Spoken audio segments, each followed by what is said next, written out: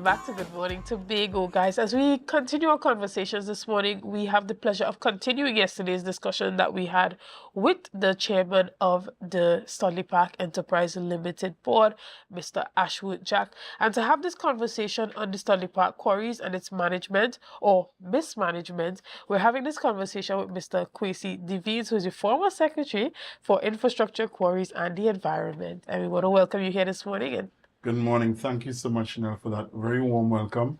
Good morning to the viewers. Good morning to Tobago.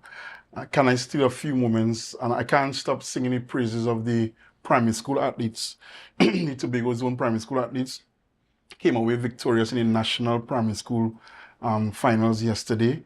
A big kudos to all of the athletes, the parents, the coaches, the support staff from the Division of Education. I think it was just a fantastic experience being there. I even saw the Secretary of Education, her daughter took part. She was there, she took the time out.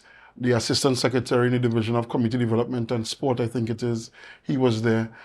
So it was a great day for Tobago and young Tobagonians seeing the future of track and sport. So just coming on the heels of that interview you had before, I think it's great to see the progress that we've made and the success that the children enjoyed yesterday. Excellent, and I can see the passion in your whole demeanor, being a sport dad. Yes, I'm a sport dad. Being a sport dad, right? So being a sport dad. Yeah. we get that energy. We get that energy. So we want to thank you. But being the former secretary, Yes. you had the privilege of understanding the inner workings of the Studley Park quarry. Yes. And I had the privilege of speaking with Mr. Ashwood Jack yesterday, Yes. who is the current chairman of the board. And he would have admitted to the fact that the place where they are at now, it should not have gotten to that place. Mm-hmm. But you stand firm in the fact that you agree that it shouldn't have gotten there, but you believe that it is more of a mismanagement issue than an issue of natural occurrences in regards to the degradation of the plants. So talk to us a bit about that. And I guess admission, if it is your addict, admission is the first step to rehabilitation. But it goes beyond that. I think coming on, I listened to the interview yesterday in between everything, and all I heard was excuses for incompetence. And the reality is, Shenelle, that it took a lot of hours, a lot of effort, a lot of investment in man hours and human resources to move from a place where truckers were lined up, plants were breaking down regularly, to a place where we rehabilitated the Barbados Bay jetty. We were exporting material. We were able to meet the demands of the local demand. We were able to meet demands in Trinidad and even export on some occasion.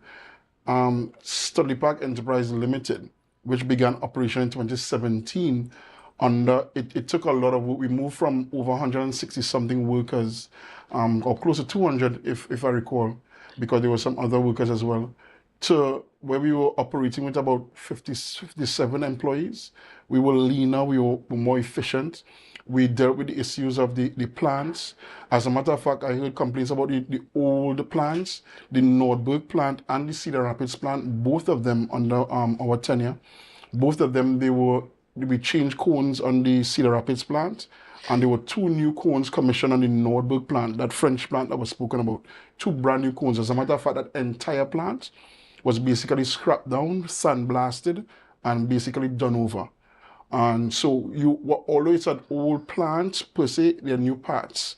And the capacity of the Norberg plant was increased by 30%, and the Cedar Rapids, I think, by 23 or 26%. So it meant an overall production capacity increase of spell by November of 2020 of 50-something%. The reality is, though, the demands on the electricity became higher, and there was a challenge that we had with the electrical, the hole in the bucket. But we solved that. So by the time we got out of office in 2021, we now had solved the electrical issue. You could now run both plants with the increased capacity effectively, so that increase in production should have been the very next thing. So to get back to a place where we are truckers are lining up. I spoke to some truckers and a guy told me, "Oh, Kwesi, no, you're lucky you get me. Normally, I'm just getting a change of underwear, getting something to eat. By 8 o'clock, my truck has to be at Studley Park. I'm lined up waiting. I be at our stockpile in Studley Park, so you be basically at the side of the road almost, and that's where we go. And it's sad, and it's sad in so many ways to know that there were so many competent people who have been removed from the quarry. So people who, the engineers who were operating on the Nordberg plant, for example, when we did it over there, added the two new cones, we actually ran into challenges. There were challenges all the time, Shenelle. In the midst of the pandemic, we ordered two brand new cones out of Italy for that plant. Italy, if you may recall, was one of the epicenters of the COVID-19 pandemic. In order to have the plant properly commissioned and warranted, some representative from the manufacturer had to be present for the commissioning. Of course, we couldn't fly anybody in from Italy. Even after the borders were open, Italy was a no-fly kind of place. But we were able to get that done. We were able to overcome our challenges. I recall a lot of, even while we were transitioning from management, day-to-day management under the Division of Infrastructure to SPEL, we encountered a lot of sabotage.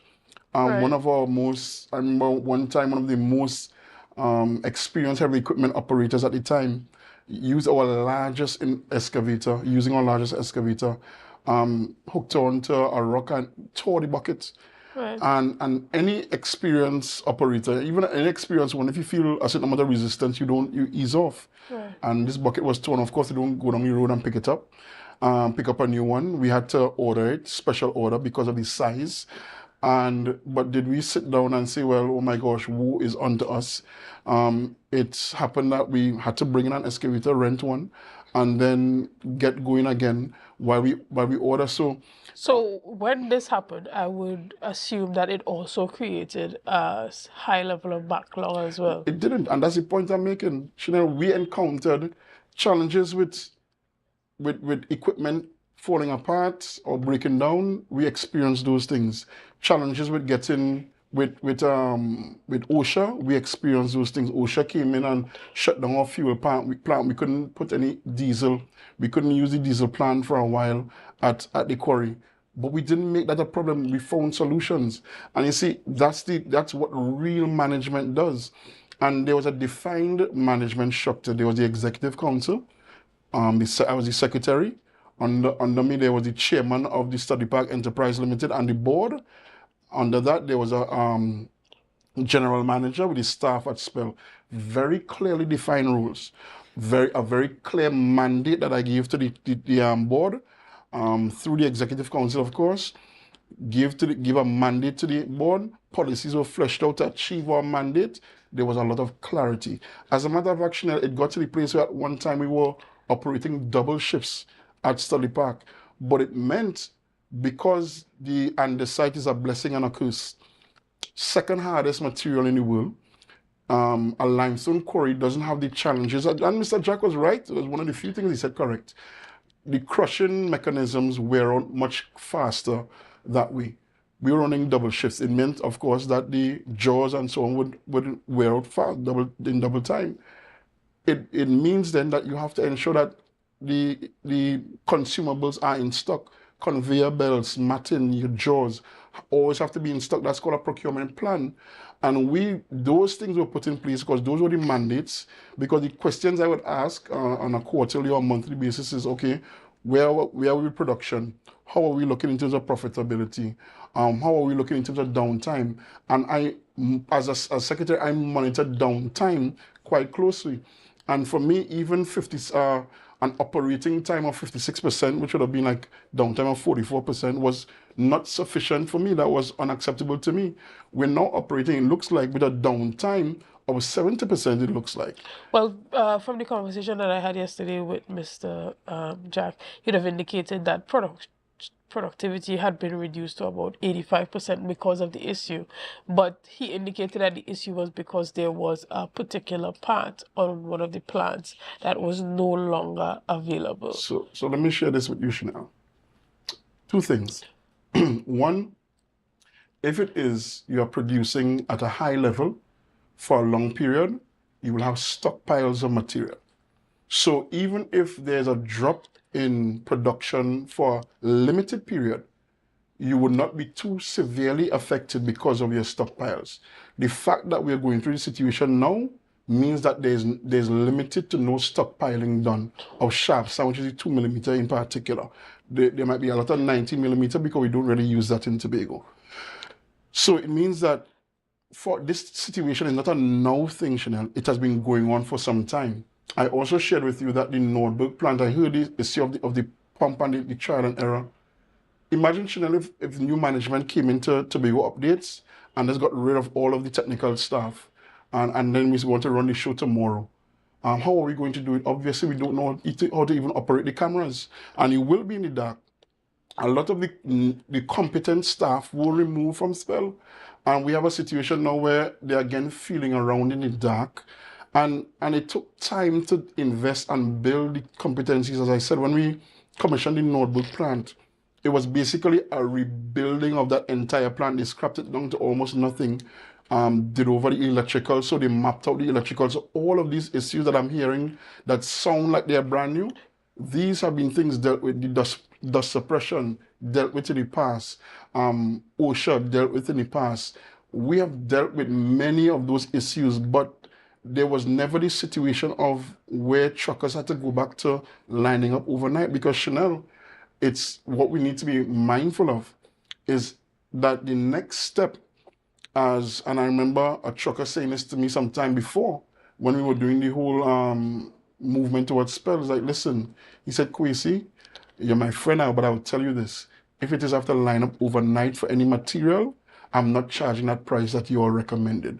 I'm going to charge a higher price. And the reality is, if there are 10 orders for mixed aggregate, everybody wants a ton of mixed aggregate or whatever the case might be. And there are 10 orders, I could only get one truckload per night. And I don't know if I'm getting that every 2 days or every 3 days. What is going to happen? There's going to be a buildup of demand. Demand exceeds supply. Normal economic forces means that in the free market, the price will go up. And who pays that price? It's not the trucker is going to pay that price, it's the end user. So it means that the price of mixed aggregate, the price of concrete in Tobago, for anybody who is building a house now, they might be in serious trouble come the next month or two, because the price of concrete can skyrocket. And that's the average man going to be feeling that, because the alternative, again, is if we want sharp sand and so on, is the trucker could put his truck on the boat, go to Trinidad and get some sharp sand. But again, who is going to cover that increased operational cost? So the price can go up again. So we have a lose-lose situation happening while the management is trying to figure out what to do. And it's clearly that they are clueless and they're focused on the wrong things, because what I'm hearing is that one of the first things when this chairman came in, he went and took away the vehicle from the old chairman and want a new iPad and a new iPhone. Those things are immaterial to the real issue at hand, which is efficient and effective operations to ensure that we can meet the local demand first, that's the Tobago demand. Mixed aggregate historically is what we demand in Tobago, because we don't have large industrial operations in Tobago. So mixed aggregate has historically been the highest demand. The next demand we want to meet is the demand in Trinidad. There's a lot of demand for boulders, 19 millimeter and so on. After that, you want to be able to export. You can't even meet the local demand first, and we're talking about exporting. Understood. But you hinted to the fact of this administration or this current management board feeling around in the dark. The chairman indicated that as he took office, that there was no operational manual for the management and oversight of the plant. Talk to us a bit about that. Well, first and foremost, the chairman also did say he took charge since April last year. That's over a year now. Over a year now. Even if, let's just say, even if there were no operational manuals in over a year, if you're operating these plants every single day for a year, you can tell me that you don't know what you're doing in a year. Mind you, this I don't think it's a matter of not doing. I think it's a matter of the transition, not being as smooth as it could have been because of the lack of the manual. Right, and I'm saying, Shenelle, that one, even if that was the case, as I said, even if in a year, because you're operating the plants on a day in, day out basis, you can now come up with your own operational procedures, right? So that you have enough time to do that. That's one. Two, this current chairman did not take over from a board under the PNM. It took over from a board under this administration. So, and as far as I am aware, as I said, they were, as we did over the notebook plan, as late as November of 2020. It meant that everything was in place, all the things were in place then. So that's a question for this administration to still answer. What happened under the management of the former chairman and that board? Because I mean, I don't know if you know who are the other members of the study park board besides Mr. Jack. I'm not And aware. you don't know, the minority leader has been asking and can't get a response either. Tobago does not know. And that's a sham, because that's a publicly, a THA owned company. We don't even know who the directors are. And that is crazy. That is absurd. That is ludicrous. Okay, one of the things that was brought up by the chairman has to do with some, he hinted to some financial mismanagement when he entered in regards to some renting and leasing. He indicated that the enterprise was renting equipment that could have been bought for a relatively low price. He indicated using the example of the scaffolding. Can you talk to us about that?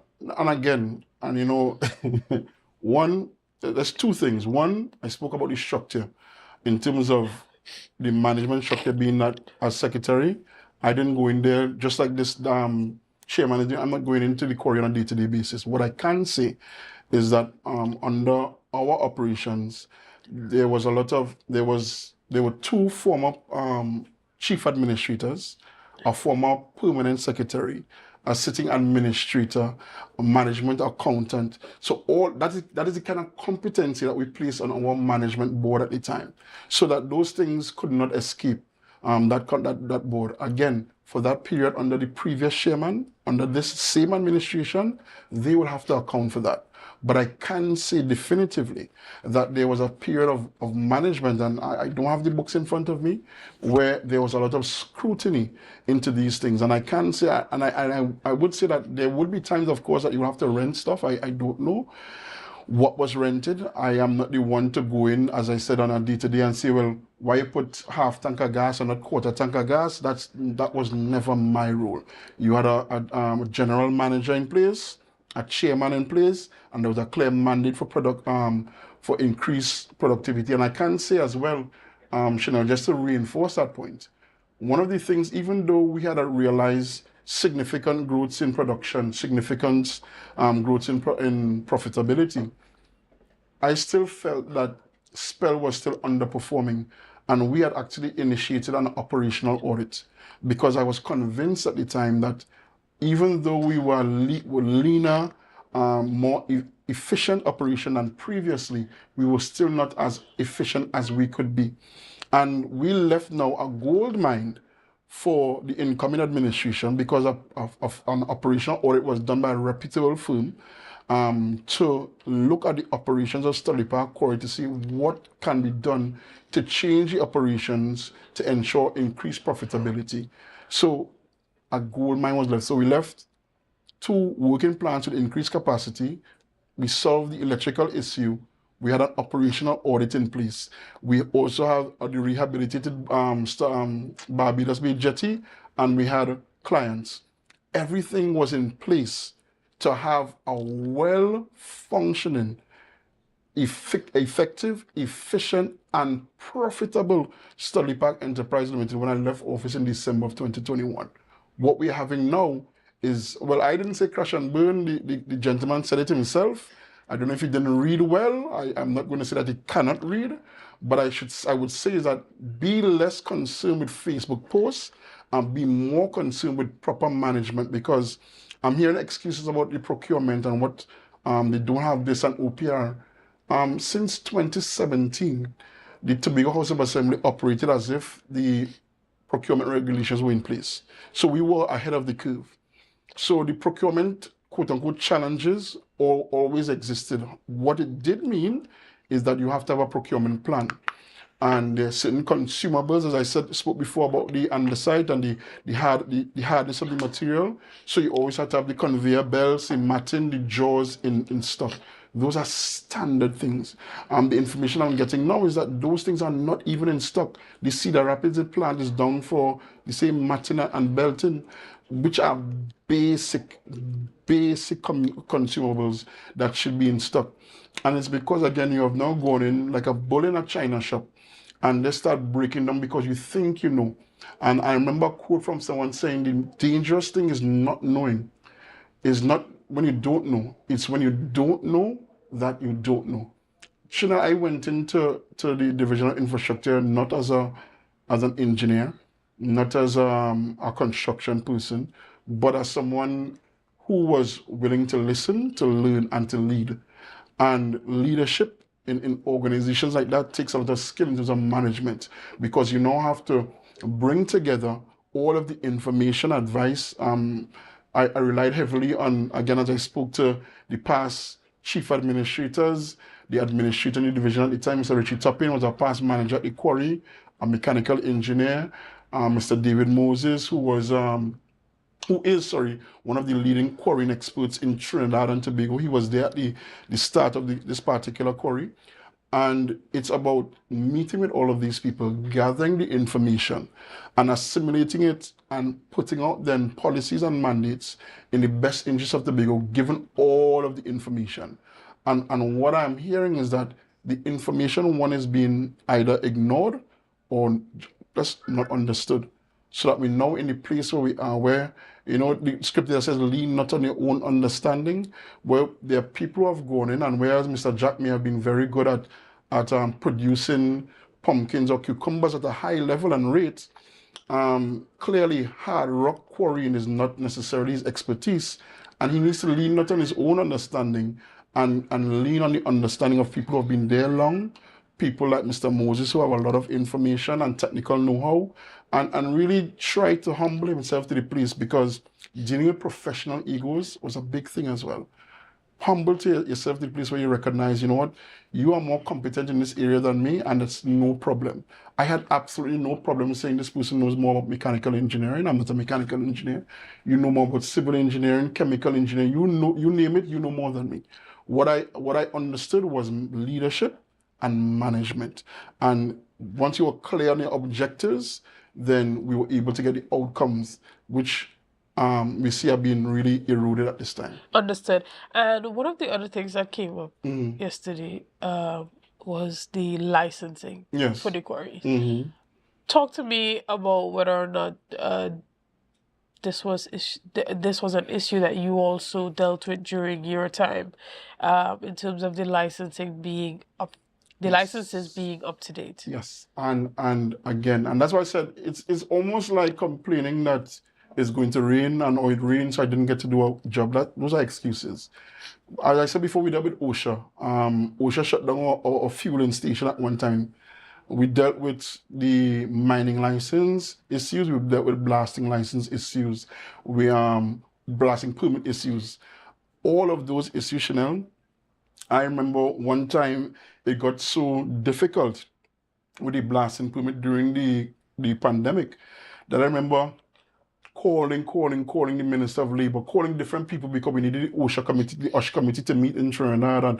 And it's like, there were just so many things happening. The Mineral Advisory Committee, we had our representative at the time, Mr. Toppin. I said, listen, you have to put some pressure on the chair, on the director of minerals, because we need to get these things done. So it took, again, a lot of management, a lot of pushing. And there was not a day or a month, rather, that there weren't challenges. Challenges will come. You might recall when the People's Partnership was operating the two older fast ferries. The ferries were sent to them, and they were operating the fast ferries without maintenance. And then we ended up with a situation where they were just run into the ground. It's a similar situation where these plants are being run into the ground, and then we are now crying that, oh, woe unto us, because it's not going well. All of the issues, Shenelle, the dust suppression, blasting permits, export licenses, every single issue issues that came across my desk already because the general manager had to deal with it. He escalated it to the board, and the board escalated it to me as the secretary. Where it became mission critical, I escalated it to the chief secretary and the executive council. But there were clear lines of management, and that's what you call good corporate governance and good management, which is completely absent, because I'm getting now that executive directors are going onto the quarry face on a day-to-day basis, trying to tell the blaster what to do and the driller what to do. That's just not how management works. A company has a board of directors, yes, and they are there to set the policies, the mandates, and hold management accountable for the operations on a day-to-day basis. Excellent. And we want to thank you for coming in and give us that explanation and giving us another perspective on what we heard yesterday from Not a the problem at chairman. all. So guys, we want to thank you so much for joining us this morning. Thank you for liking, sharing, and commenting. And we want to thank you for making Tobago Updates the #1 broadcaster on the island of Tobago. So guys, we want to thank you and hope that you have a great day. See you soon. Bye.